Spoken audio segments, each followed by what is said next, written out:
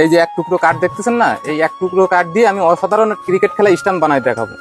এই স্টাম্প বানানো হবে কাকা এই কাঠ দিয়ে? হ্যাঁ এই কাঠ দিয়ে সম্ভব? হ্যাঁ সম্ভব। আচ্ছা ঠিক আছে, আমাদের আমি দেখাচ্ছি তো। আচ্ছা দেখান তো কিভাবে বানান। আচ্ছা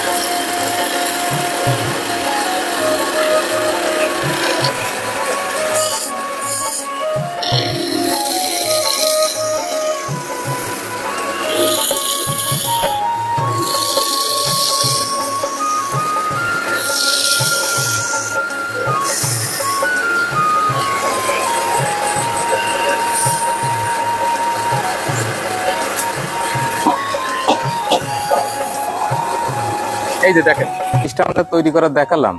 এই স্টাম্পটা আমরা তৈরি করি, আমরা এমন জায়গায় তৈরি করি হয়তো অনেকে জানে না, কিন্তু আমার বাংলাদেশের সমস্ত নামি দামি স্টেডিয়ামে আমার স্টাম্প দিয়ে এলো ক্রিকেট খেলা হয়। ওয়াও, এখানে দেখতে পাচ্ছি প্রচুর স্টাম্প আছে।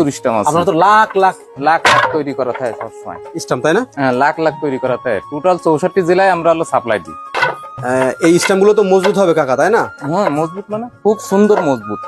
ও আচ্ছা, এখানে এই মেহগনি কাঠের এটা তৈরি করা হয়। মেহগনি কাঠের স্টাম্প? মেহগনি কাঠের।